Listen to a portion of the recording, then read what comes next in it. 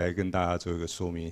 那另外，我们等一下我们第一节的何董事长啊，何鑫，那中文讲得非常好，而且有台湾的口音啊。等一下大家可以，那他针对这个在这个工业废水啊，那有机污染各方面。 他们有在40年的一些经验，我想他不管是在台湾，其实他最早是在台湾就学，也是在台湾啊。那整个研究也在台湾啊，然后这个后面的这个事业也在台湾啊。我想可以提供我们很多的这个一些建议。那另外，我想也很多的经验啊，在东南亚啊，还在 business 上面的一些经验可以提出来啊。 我想今天2位早上的长者都是非常强棒的啊，那我们当然不会给，我相信不会给大家失望的啊。那接下来我们是不是就热烈掌声啊？我们欢迎我们第一位讲者何鑫总裁来跟大家做一个说明啊，来。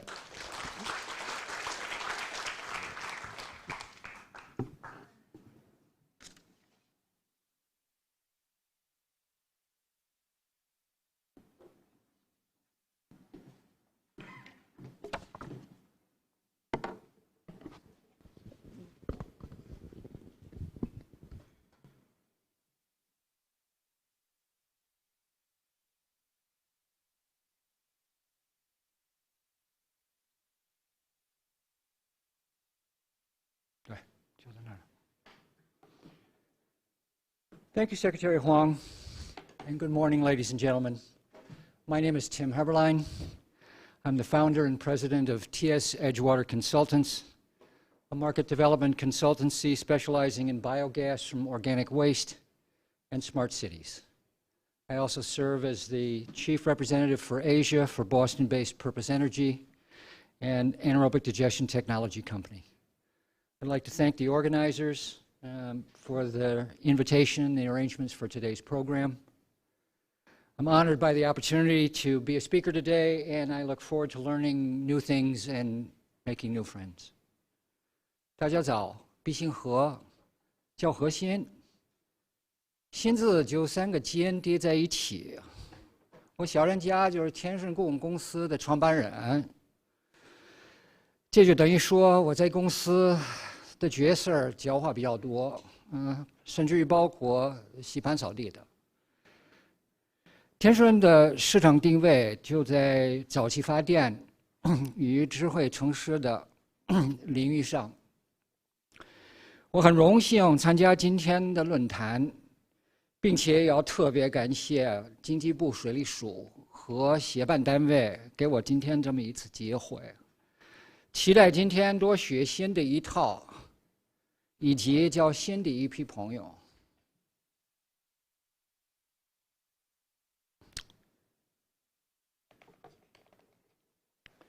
Today, I'd like to talk about the challenge of opportunity with wastewater treatment in the new Asia. But to understand the opportunity of the new Asia, it's very useful for us to remember the old Asia. Sorry. I first came to Asia in 1973. Spent a year in Thailand as a high school exchange student. In those days, the best way to get around Bangkok was on a boat on its many canals. Today,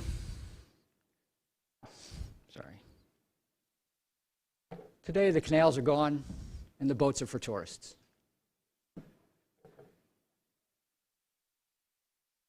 I then came to Taiwan in 1976 as a college student to study Chinese. East Taipei ended at Dinghao, 忠孝东路3段. 新一区 maybe some vegetables. 皇帝没人要了.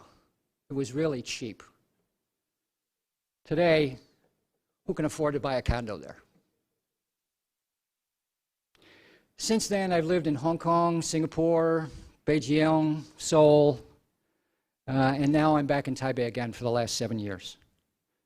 Now, over this last 47 years that I've been in Asia, a lot of things have changed. For me, the most important story of that change isn't about universal education. It's not about participatory democracy. It's not about the change in opportunity for women. It's not about the increase in economic growth, per capita income, and property prices. It's not about the change from the old packed buses we used to ride to go to school at Sherda to clean, modern, fast subways and bullet trains. It's not about the internet. It's not even about the transition from home cooking to Food Panda. The real story for me is our shift from living in an empty world to living in a full world.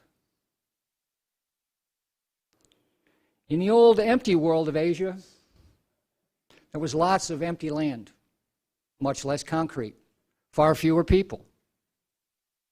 Population growth, economic growth, mankind's technological leverage had not yet overwhelmed the ability of our natural environment to absorb all our waste.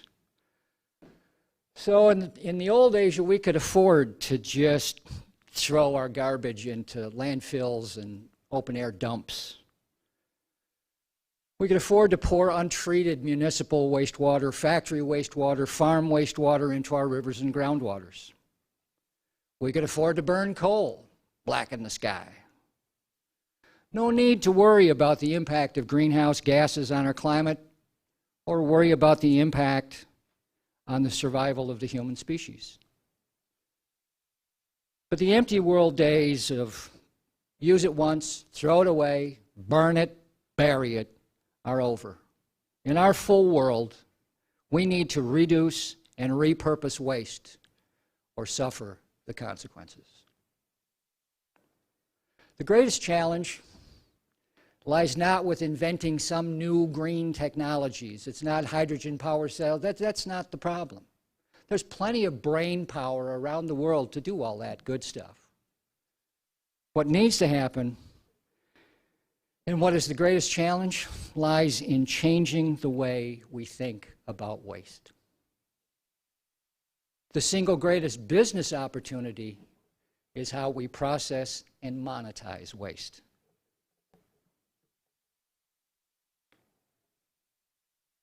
Now, Taiwan, of course, has done a great job of addressing the challenge of reducing, recycling, and reusing post-consumer inorganic waste.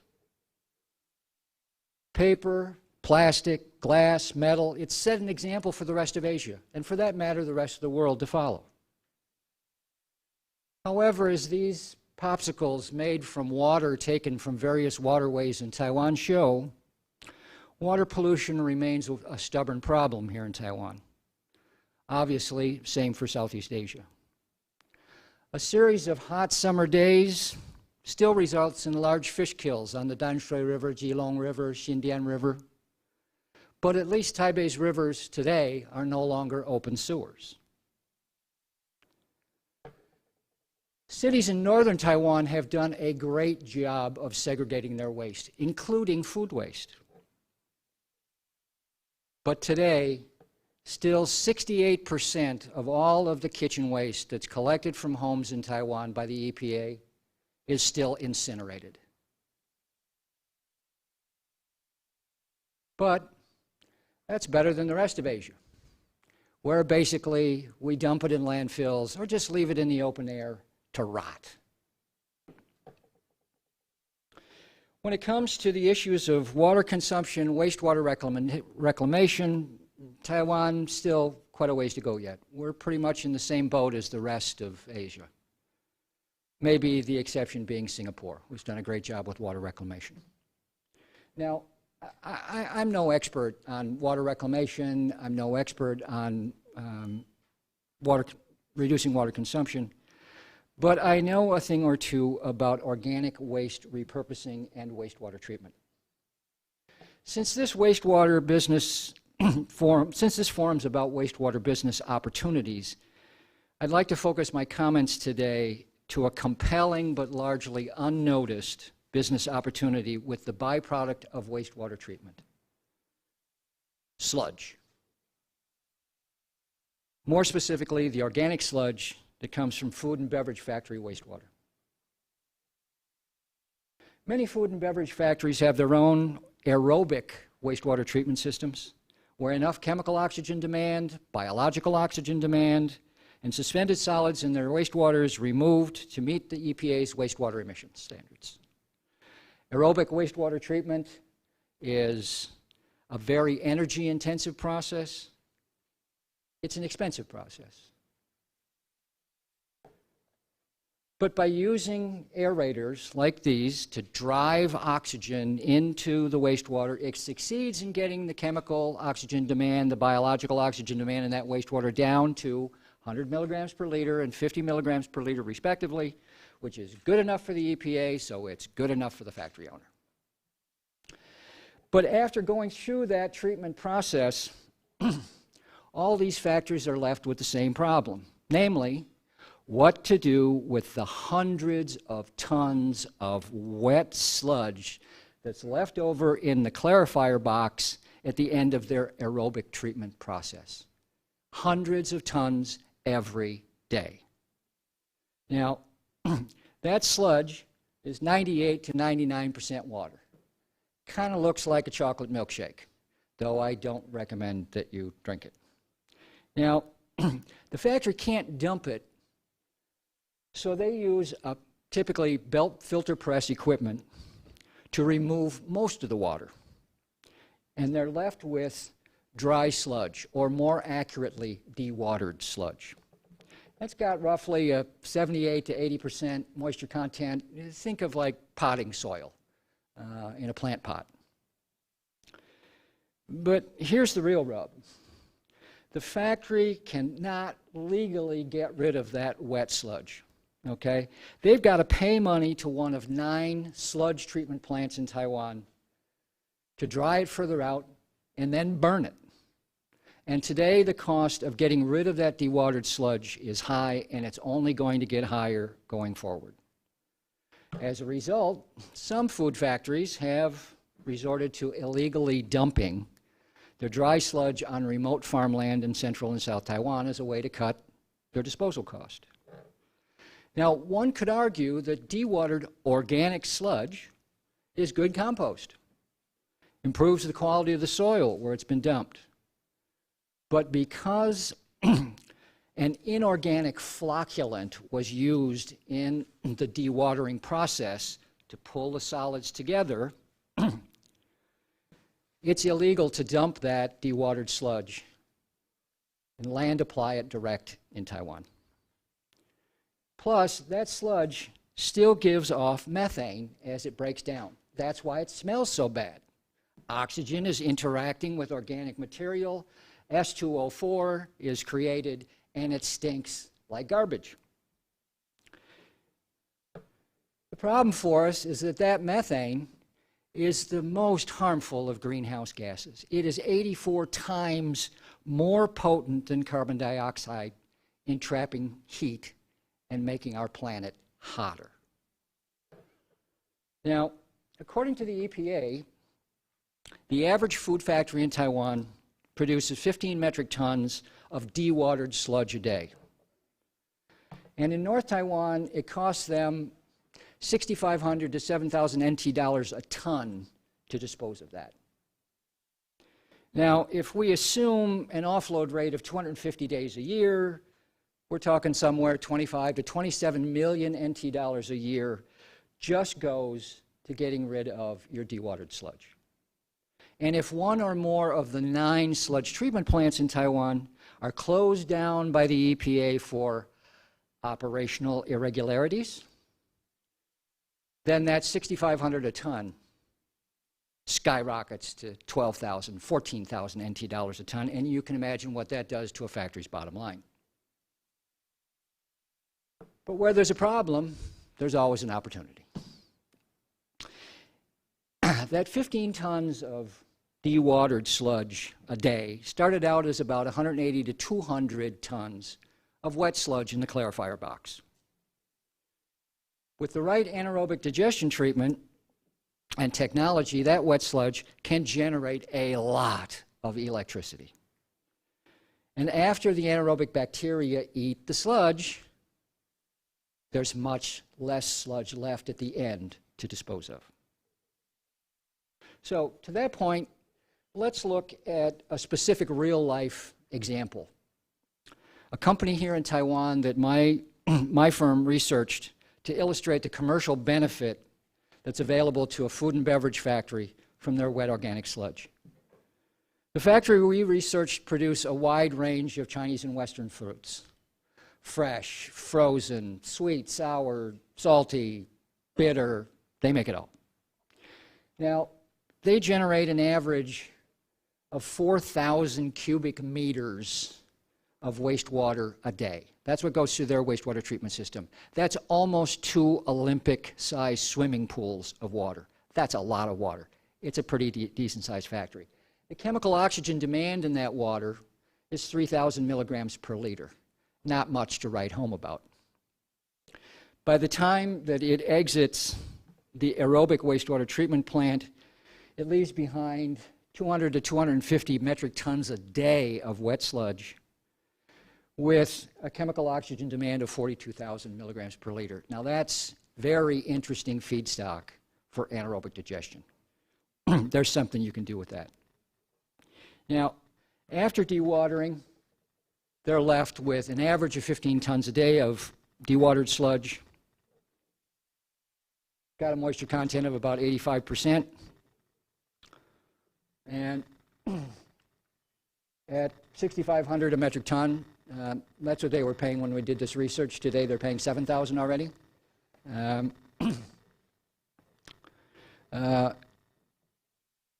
It costs them 29.7 million NT dollars a year to get rid of that sludge. Now, if we were to take that 200 tons of wet sludge and run it through an advanced anaerobic digestion system, we would generate enough biogas to produce 445 kilowatts an hour of electricity. To give you some context, the average Taiwan household uses 404 kilowatt hours of electricity a month in the summer when their air conditioners are going full blast. In an average non-summer month in Taiwan, a Taiwan household consumes 240 kilowatt hours of electricity a month. We're talking about producing 445 kilowatts an hour. Now, after we deduct our annual maintenance, routine maintenance downtime on the electric generator that's connected to our anaerobic digestion system, we generate 3 gigawatt hours of electricity a year. And at today's selling price to Taipower of 5.116 NT dollars, we've now generated 16 million NT dollars in new fresh revenue for the factory. In Taiwan's mature and highly competitive food and beverage industry, processed food and beverage industry, a company would have to spend a ton of money on advertising to be able to generate that type of new top-line revenue. Because of the efficiency of the particular anaerobic digestion technology that I'm thinking of applying in this factory, we could get the dewatered sludge production down to 1.5 tons a day. That compares to 15 tons a day under the current circumstances.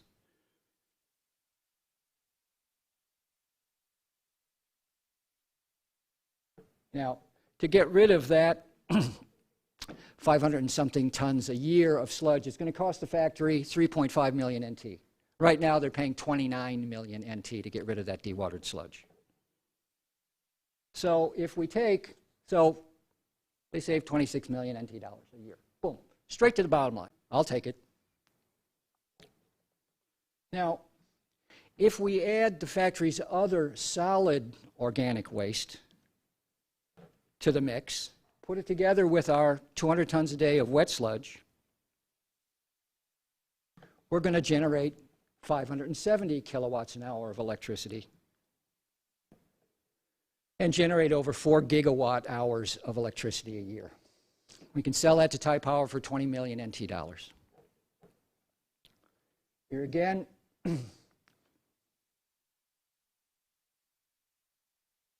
okay. Our dewatered sludge output increases from just doing the wet sludge. We're up to 700 metric tons a year, but it's still a fraction of the 4,500 tons a year that is the current situation.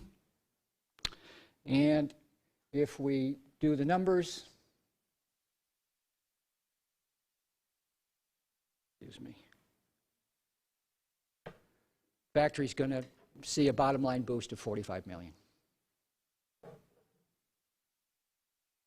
Now, there are some additional other benefits available to the factory from taking this approach. In addition to generating electricity, the generator also produces an equal amount of thermal energy to the amount of electricity it produces. Now, that thermal energy can get sent back to the factory as hot water for them to use in their production processes in the factory.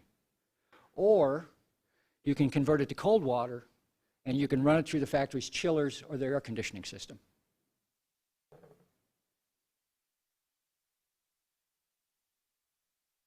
And at the same time, their sludge dewatering costs are going to drop.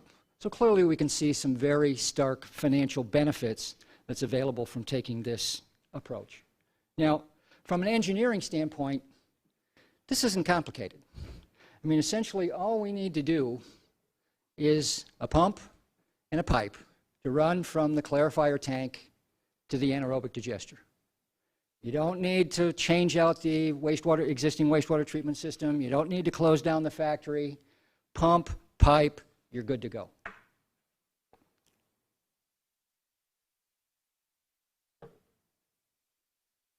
So, in effect, the bottom line from looking at that sludge as a resource to be used rather than garbage to be thrown away, we can generate new revenue and we can reduce our factory operating costs.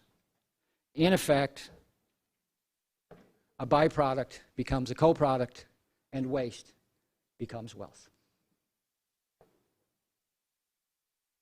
However, you are not going to get those kind of results, electricity generated and sludge reduction, from using the traditional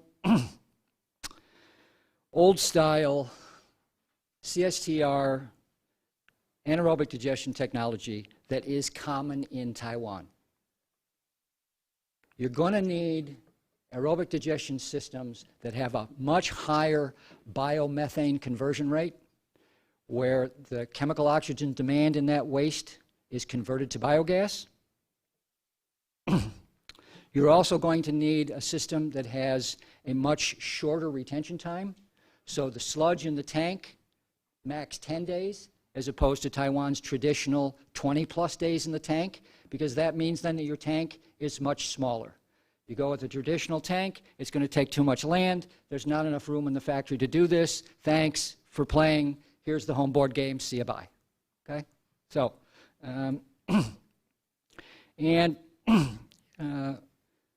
I suppose, really, this is kind of another story for another day. I don't want to get off topic, really, about business challenge and opportunity in Southeast Asia for wastewater treatment. So, I guess maybe last off today, let me share with you a couple of thoughts on keys to success in wastewater market development in other Asian countries that are based on my 40 years of going into markets across Asia and creating something from nothing, and creating opportunity and turning it into monetary return for my principles. The first issue is market research. Every one of us has got a computer with a web browser that is connected to the internet. Okay?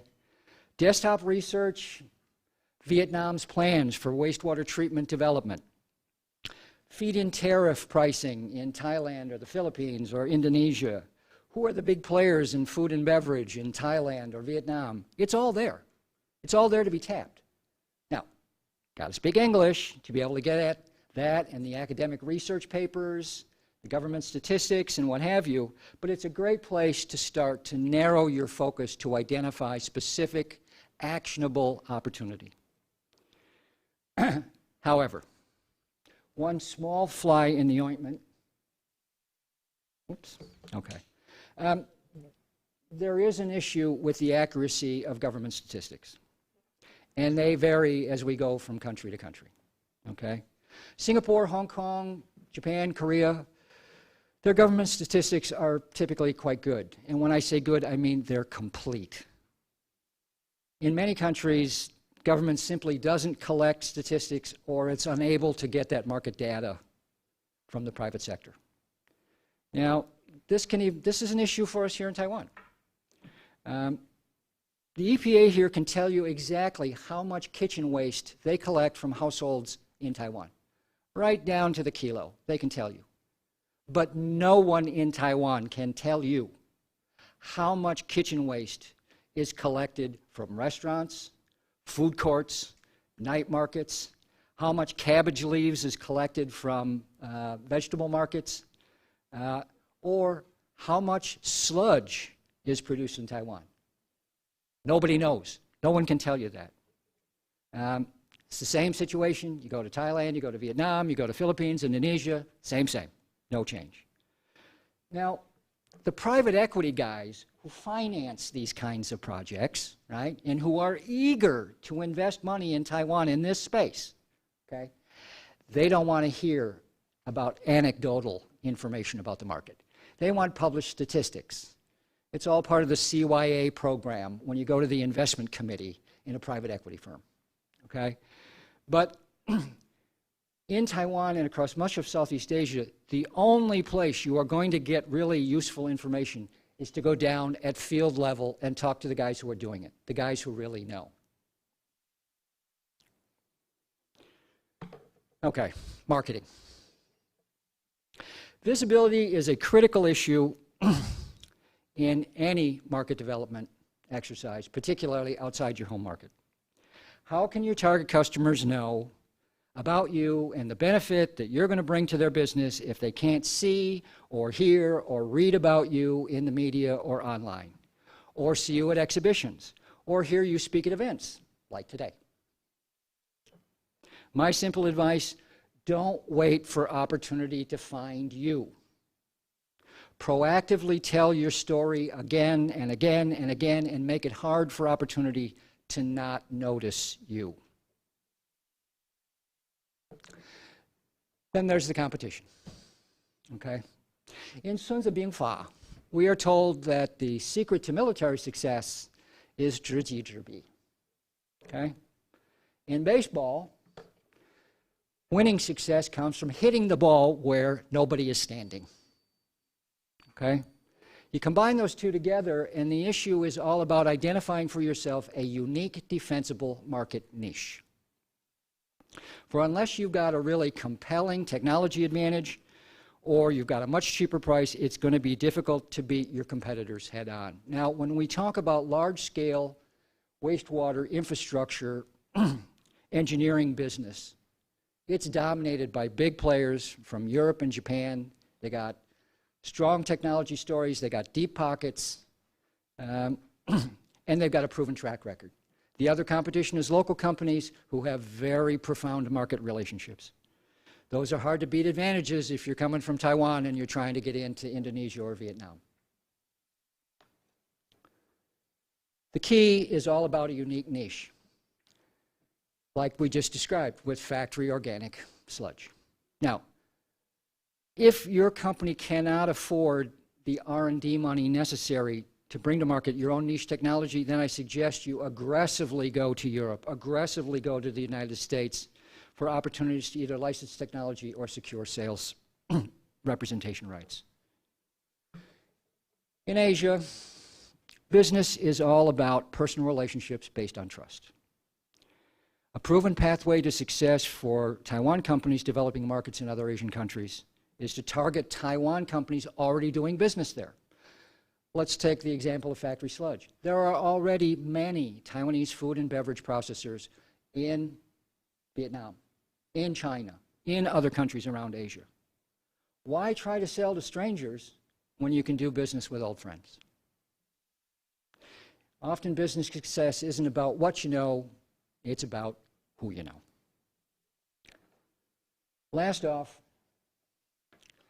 when I first started researching the market in Taiwan for anaerobic digestion systems and opportunities, my original thesis was that anaerobic digestion was a great way for factories and farms to generate new revenue and build their brand by being a leader in generating green energy. Seemed logical, right? For Aguilo, maybe that's logical. But I quickly learned that those potential customers weren't really interested in investing in new opportunity. They were much more interested in finding ways to solve a problem, and especially interested in how to save money on operating costs. This led me to change my whole market positioning strategy away from selling organic waste to energy opportunities and focus on selling solutions to escalating cost problems and government regulatory problems. Simple rule of thumb is you can't sell a solution if the customer doesn't think he has a problem. Now, when you talk to the people who really know, you're going to hear the same story across this entire continent. Every country in Southeast Asia, Taiwan itself no exception, has a serious problem with organic waste disposal. Okay? Kitchen waste, supermarket and convenience store food waste, traditional fruit and vegetable market waste, used cooking oil, restaurant grease, sludge. It doesn't matter. Everybody in the new Asia is still facing the same old problem. In my analysis, the easiest to pluck low-hanging fruit in this orchard of opportunity is converting food and beverage factory sludge from a costly, highly polluting byproduct to a valuable green co-product. Market first movers are going to be richly rewarded, and so will our full world. So, in closing, I'd like to thank all of you for your time and attention this morning. I hope my comments can serve as some useful food for thought. Again, thank you very much.